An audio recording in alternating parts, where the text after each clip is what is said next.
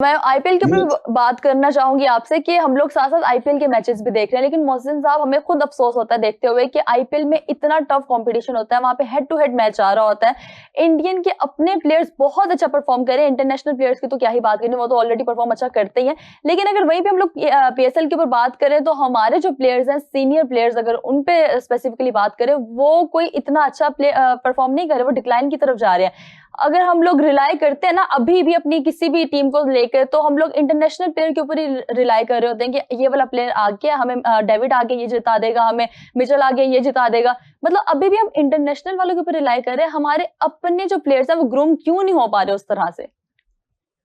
आप ये देखिए कि जो बात आप कर रही हैं बड़ी अहम बात है। आप देखें कि जो इस वक्त इंडियन जो आईपीएल लीग हो रही है, उसमें जो आप उनके 8 कप्तान वो हैं जो इंडियन टीम का हिस्सा नहीं है। 8 टीमों के कप्तान वो प्लेयर्स हैं जो इंडियन टीम का हिस्सा नहीं है, और इंडियन टीम के जो मेन प्लेयर्स हैं वो उनके नीचे खेल रहे हैं। तो ये एक ग्रूमिंग का प्रोसेस है, और वो कितने सीरियस हैं अपनी क्रिकेट के लिए।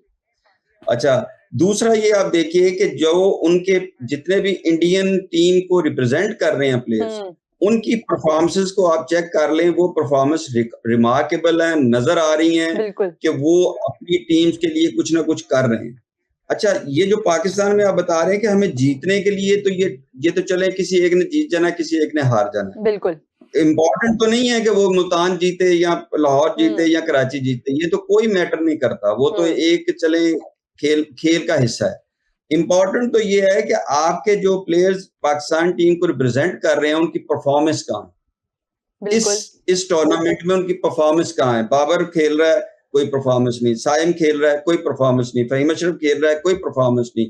तो मुझे आप ये बताइए आपकी कि बातों के साथ साथ ही लाहौर कलंदर का एक और आउट हो गया, मैं आपको बताऊं 6 आउट हो गया, और बर्ड इस टाइम आउट हो गया। मेरे ख्याल से 2 स्कोर किए हैं, 6 स्कोर किया कुछ, 2 स्कोर किए हैं 6 गेंदों के ऊपर आई गेस 76 पे 6 आउट हो गए। हाँ, लेकिन साइम, मुझे बताएं मोहसिन साहब कि साइम का क्या फ्यूचर है। इसके बाद साइम को मौका देना चाहिए, क्योंकि बहुत अरसे से साइम को मौके दिए जा रहे हैं। आप ये बताइए ना कि साइम का फ्यूचर तो तब तक बड़ा रोशन है जब तक उसकी लॉबी उस पे के इर्द गिर्द खड़ी है। आप मुझे बताइए कि साइम को आपने जितने मौके दिए हैं, क्या आपने हसन नवाज को दिए हैं? नहीं। क्या आपने समद को दिए हैं? क्या आपने नईम को दिए हैं? तो मुझे आप बताइए कि ये आप जितने आपने बाबर आजम को दिए हैं, क्या दूसरों को इतने मौके मिले हैं? नहीं। तो क्यों आप इसको बराबरी की सतह पे नहीं करते कि एक प्लेयर को जब आप डिप्राइव करते हैं और उसका मोराल को खराब करते हैं, उसे लगता है यार मैंने एक मैच के बाद दूसरा ना किया तो मैं नहीं कर सकूंगा, और एक दूसरी तरफ है वो 2 साल भी परफॉर्मेंस नहीं देता तो वो खेल रहा है। तो आपको साइम अयूब की बात करें, साइम अयूब को हमने विकेटें लेने के लिए रखा हुआ है। वो भी विकेटें लेने के लिए 5 बॉलर ऑलरेडी खेल रहे हैं, तो उनका क्या रोल है? तो फिर आप नीचे आके बॉलिंग कर लो, किसी और को ऊपर ओपनिंग का मौका दे दो। आपको पता है कल हमारे कमेंट्स में भी लोग बोल रहे थे कि आपको साइम को ना बैटिंग छोड़ के बॉलिंग ऑलराउंडर बना देना चाहिए, बैटिंग अब उसके बस की बात नहीं रही। नहीं, छठे नंबर पे आ जाना चाहिए साइम अयूब को। नहीं मुकद्दस, इसमें सबसे ज्यादा प्रॉब्लम ये है कि ये जिस वक्त तक हमने सोच ना छोड़ी कि इसको ये बना देना चाहिए, जो बना हुआ उसको इस्तेमाल कर लें। बिल्कुल। वो जो दरमियान में मिडिल ऑर्डर आपके पास है उसको क्यों नहीं कर रहे? जो ऑलराउंडर है उसको क्यों नहीं कर रहे? ये हमारी क्या मजबूरी है कि फखर ने ऊपर नहीं करना तो 5वें पे खेल ले, साइम ने ऊपर नहीं करना तो नीचे आ जाए? ये मजबूरी खत्म क्यों नहीं कर रहे? मतलब एक जो प्लेयर हमारे दरमियान में कामरान गुलाम है, वो खेल रहा है, वो मतलब उसको क्यों नहीं हम डेवलप कर रहे हैं? ये शान मसूद में क्या प्रॉब्लम है? शान मसूद नवाज ने कल अच्छा खेला। नवाज तो चले मतलब करता ही है ना परफॉर्म।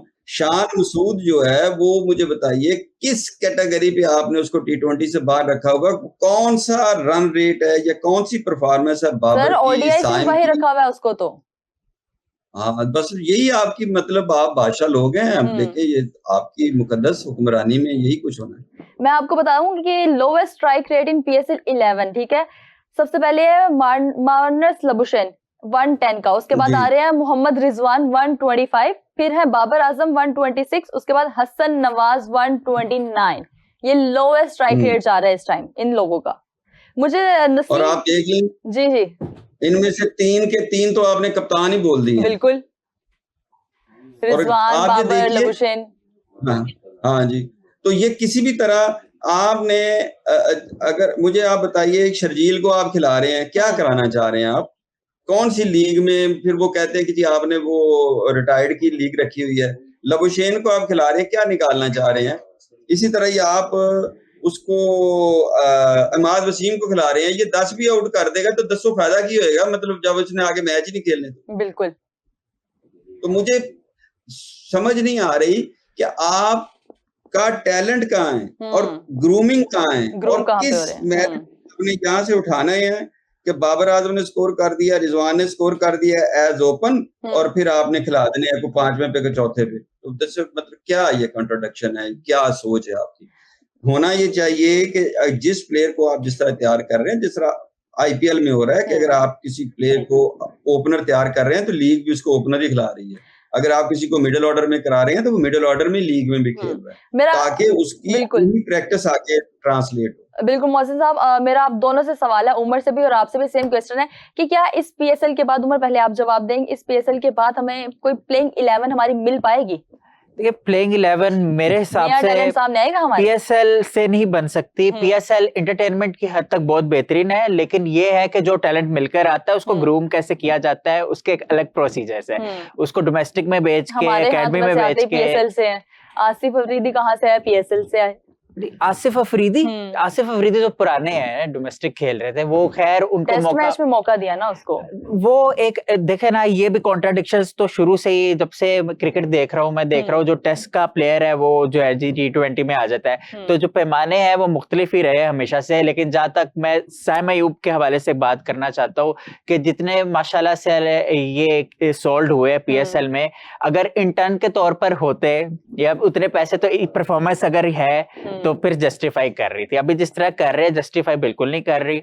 और दूसरा ये है कि शर्जील खान ठीक है, उनकी भी खैर वो फॉर्चून हुआ है कि वो इंडक्शन उनकी हो गई है, लेकिन जो उनकी पहली इनिंग थी उसमें उन्होंने फिर 50 किया था, जैसे तैसे फिटनेस जो भी हो। लेकिन उनसे ही सीख ले कि भाईजान आप किस तरह खेल रहे हो। फिर दूसरा ये है कि अटेंशन डिवर्ट हो चुकी है, क्योंकि बॉलर अगर आप बॉलिंग ऑलराउंडर बनोगे तो फिर जो आपकी जो एक्सपर्टीज है उसमें फिर जो है बेड़ा गर्क हो जाएगा। और वो हुआ है, हमने एशिया कप में भी देखा, उससे पहले भी देखा। आप देखे मोहसिन साहब ने बात की थी अपॉर्चुनिटीज की, तो मैंने बचपन से इतने प्लेयरों को देखा है, मैंने नहीं देखा कि इतने रेगुलर इतना एक चांस मिला हो अगले को। और वो इतने फेलियर्स हुए हैं, सीरीज ऑफ फेलियर्स हुए हैं, फिर जाके उनकी कुछ ब्रिलियंस नजर आई थी चैंपियंस ट्रॉफी से पहले। और वो फिर इंजरी जो होगी साउथ अफ्रीका में टेस्ट खेलते हुए, उसके बाद फिर जो आए हैं तो फिर बिल्कुल ही ऑफ कलर रहे और बॉलर के तौर पर खेल रहे हैं, सीधी बात है। तो जस्टिफाई नहीं करता, या तो फिर नंबर चेंज करे, डिमोट करे, किसी मुस्तहिक का जो है वो हक नहीं खाना चाहिए। मुस्तहिक का हक नहीं खाना चाहिए। मोहसिन साहब ये मेरा ये पॉइंट ये है उमर साहब के, होता क्या है कि आपने 25-30 लोगों को, आपके पास स्टैट आपको बड़े याद होते हैं, 25-30-35 लोगों को आपने वो डेब्यू करा दिए। हाँ जी। अब डेब्यू कराने के बाद आप मुझे ये बताइए कि वो है कहाँ है? और अगर आप डेब्यू किसी कराते हैं एज ओपनर, फिर उसको कर दे 2 डाउन, फिर उसको कर दे 3 डाउन, फिर उसको कर दे 7वें नंबर पे, फिर कहें इसकी परफॉर्मेंस ठीक नहीं है। ऐसे ना मोहसिन साहब कितने इंस्टेंसेस है, आप देखें फखर जमान का भी 2018 के एंड से जो है ना उनका वो उनको डिमोट कर दिया, हालांकि वो ओपनर थे, जेन्युइन ओपनर थे। और उन्होंने अभी रिसेंटली श्रीलंका के खिलाफ जो नॉक खेला है उसमें उन्होंने दिखाया है।